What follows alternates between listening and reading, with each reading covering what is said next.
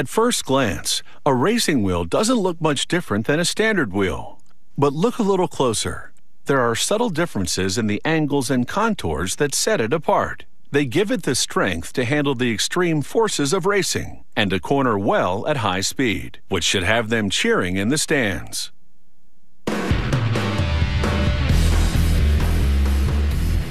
The driver will get the trophy and the credit, but a good set of wheels is behind every win.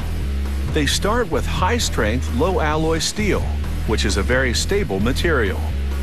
The first of a series of die presses gives the center disc a concave profile and forms lug holes. The next press punches a hole for the hub and others called windows. Windows help cool the brakes while maintaining strength where needed. They stamp rings around the windows. This is called coining.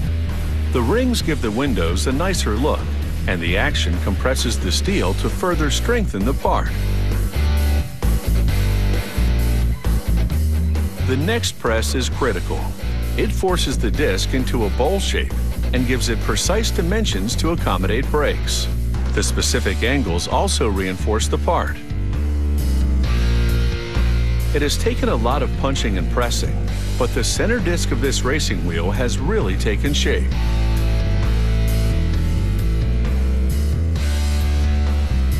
A smaller press now punches out the lug holes that were outlined earlier. These holes will allow the wheel to be mounted to a vehicle.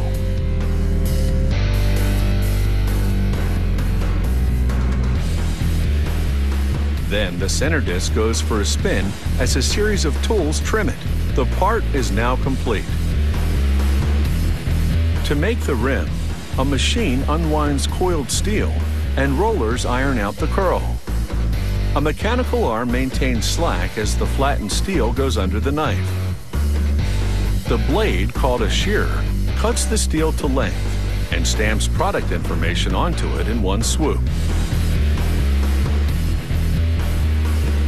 An operator now winds the steel between 3 rollers to twist it into a band. He then places the band into the jaws of a welder, which fuses the 2 ends together.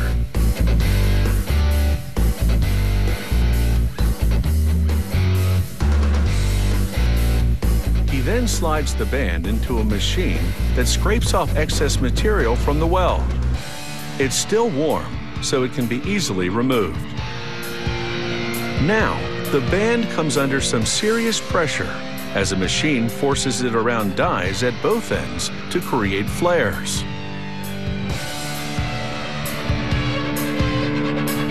This rack transfers the rim to a series of rollers, which shape its inner ledge. This part of the rim is called the bead seat, and it will be attached to the bead wall of the tire.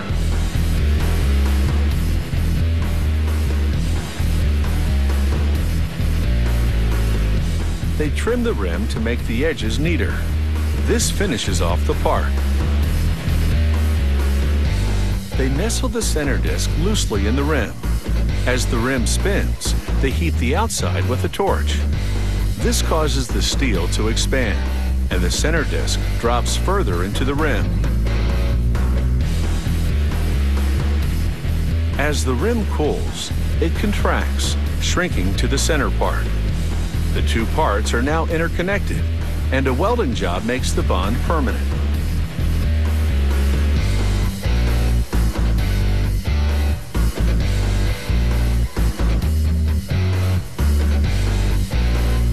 A worker drills threaded holes onto the wheel to attach valve stems.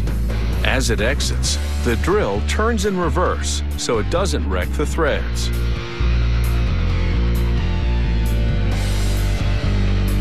After a fresh coat of paint, they apply a thread locking adhesive to the valve stems and screw them into the holes. The valves will be used to add air to the tires.